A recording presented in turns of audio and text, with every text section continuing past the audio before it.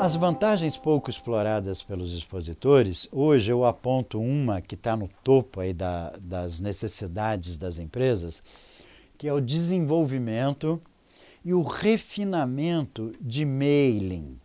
Porque a gente falava no início da palestra que as relações entre as empresas, entre as pessoas, estão se virtualizando cada vez mais. Aí é um processo irreversível. É daí para mais. É daquilo que nós temos hoje para muito mais, porque a velocidade da informática é fantástica. Então, se a gente não tiver mailing de qualidade na nossa empresa hoje, nós estamos fadados ao fracasso. Porque é através do mailing de qualidade que a gente chegará aos clientes possíveis, aos potenciais, e já no presente é através desse mesmo mailing de qualidade que nós chegamos também nos clientes atuais. E aqueles que não têm esses mailings de qualidades se enquadram lá naquela reflexão que eu fiz quando abri a palestra, que as empresas perdem clientes todos os dias, desesperadamente. E perdem por falta, às vezes, de ferramentas simples, de informações que elas podem obter com alguma simplicidade. Só que através dos canais certos. Eu vejo, às vezes, empresas fazendo encartes em revistas, pedindo para que uma pessoa responda à mão, coloque no correio para atualizar seus dados. Oh, meu Deus, que trabalheira, eu vou fazer isso para ajudar aquela empresa. Por quê? Vocês não cansam de ver isso quando vocês recebem revistas? Atualize seu cadastro, depois nós vamos lhe mandar um brinde. Oh, a maneira mais certa de fazer isso é nas feiras. A ferramenta está aí. Há milênios, as feiras não nasceram hoje. O que está nascendo hoje é o mailing, mas as feiras já estão aí há muitos anos. Então, é importante que as empresas se deem conta de que precisam ter mailing de qualidade. Vou pegar um exemplo simples. O instituto que eu dirijo é uma organização de pequeno porte. É uma organização de 6 pessoas. É uma organização pequena, que conta com muitos parceiros externos, tal, mas que internamente tem apenas 6 pessoas. Tem um e-mail que é o que é divulgado no nosso site, no livro, em todas as nossas ações, que é o ibraexpo@ibraexpo.org. Se você mandar um e-mail pretendendo falar comigo para esse e-mail ibraexpo@ibraexpo.org, ele passa primeiro por 3 pessoas, das 50% da nossa organização interna, né? Se esse e-mail vai chegar em mim ou não, é uma probabilidade remota de que ele chegue. Porque no meio do caminho, ao passar por essas 3 pessoas, ele recebeu um filtro. E esse filtro é que vai dizer se eu vou abri-lo ou não. Muitas vezes as pessoas já resolveram aquela questão antes desse e-mail chegar a mim. Agora, você quer fazer com que eu leia uma mensagem sua? Você vai ter que ter o meu e-mail, que é o lumertz@ibraexpo.org. Esse eu abro, esse é o meu e-mail pessoal, que eu todos os dias de manhã, na hora que eu estou tomando meu café da manhã, eu ligo lá o notebook para ver os e-mails que estão chegando. Depois faço isso de novo na hora do almoço, depois faço isso no fim da tarde. Então, essa caixa postal eu abro porque ela é a minha caixa postal pessoal. Esse e-mail eu dou para as pessoas com as quais eu me relaciono. Ele não está no meu cartão de visitas. Então, quando eu chego no seu stand e dou o meu cartão de visitas, se eu tiver um interesse muito grande que você me mande informações, eu vou dizer para você, anota aí atrás do meu cartão o meu e-mail pessoal. Não acontece isso com vocês nos stands muitas vezes? Não. Agora, se você não desperta isso nesse relacionamento, você vai ficar com o e-mail ibraexpo@ibraexpo. E aí a mensagem poderá ou não chegar, na maioria das vezes não vai chegar. Então, desenvolver e refinar esse mailing, hoje, e-mail, celular, todas essas ferramentas de comunicação disponíveis, elas precisam que você tenha essa informação no seu cadastro para o seu trabalho do dia a dia. Desenvolver parcerias e alianças é outra das vantagens pouco exploradas pelos expositores. Expositores que participam das feiras costumam desconhecer e às vezes até ignorar, quando não, às vezes até ser um pouco grosso com alguém que chega no seu stand querendo vender alguma coisa. Por quê?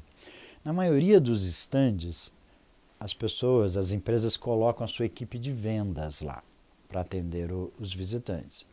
O vendedor quer vender, e é esse o papel dele, com o qual eu concordo plenamente.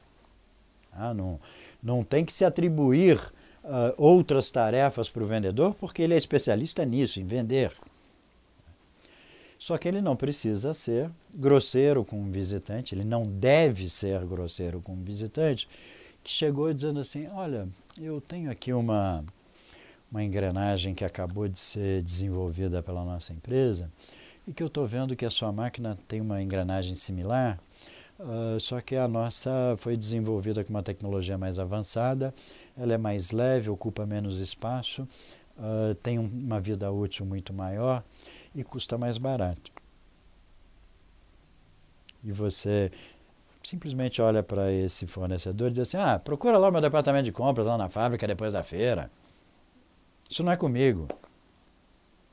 O que você está fazendo nesse momento? Você está fechando a porta para uma grande possibilidade de melhorar o desempenho do seu equipamento, que poderia contar com uma nova engrenagem de menor diâmetro, de melhor tecnologia, mais barata, que ajudaria a tornar o seu equipamento também a ter um melhor preço de venda e, por consequência, te ajudaria a vender melhor.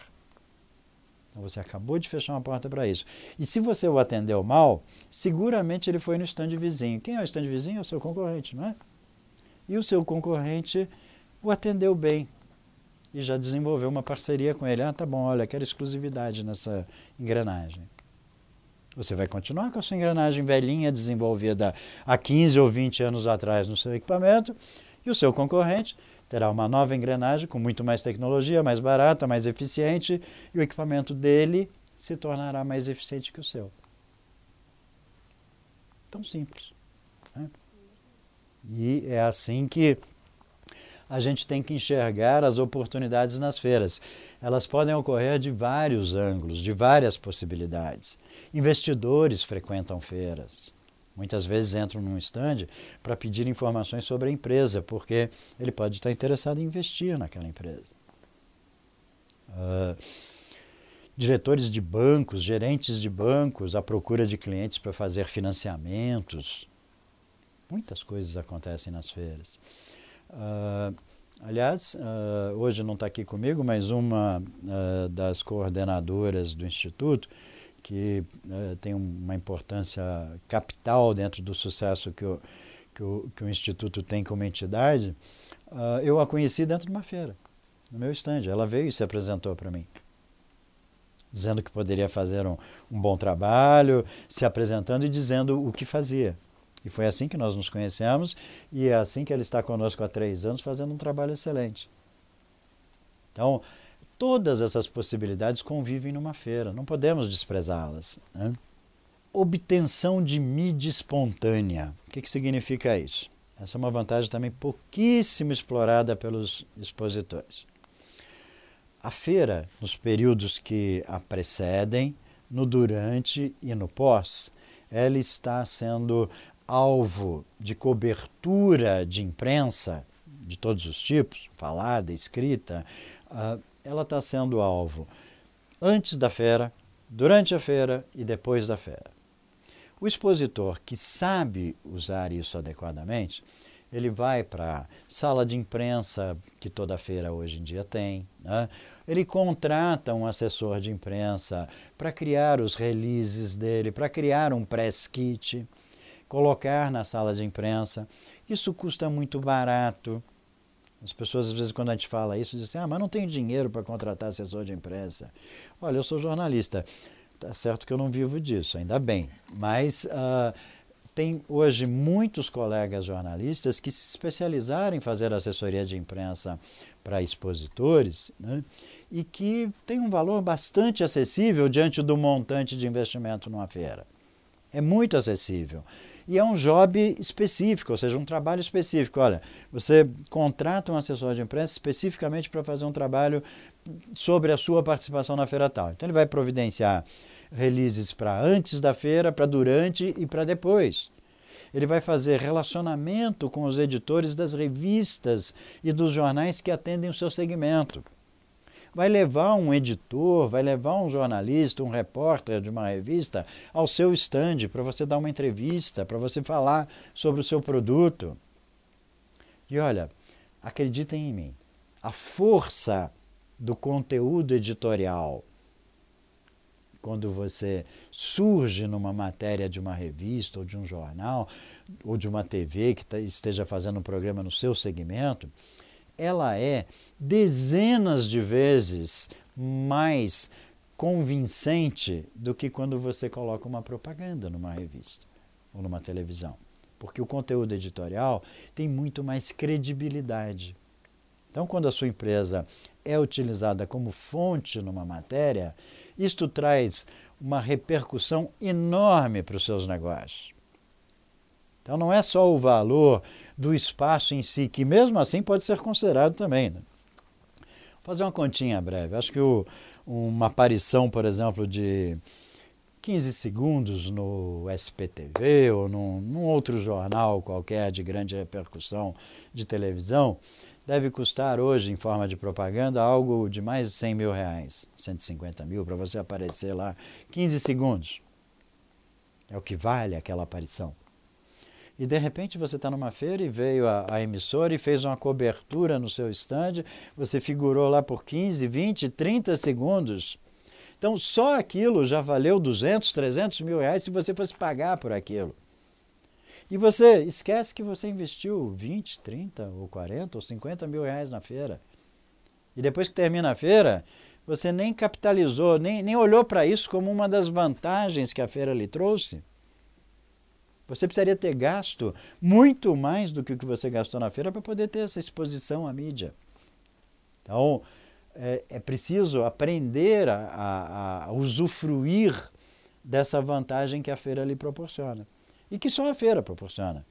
Porque o contrário não acontece. Não vai ter feira fazendo cobertura de revista, mas vai ter revista sempre fazendo cobertura de feira. Não vai ter feira fazendo cobertura de televisão, mas vai ter sempre televisão fazendo cobertura de feira. E vai por aí afora.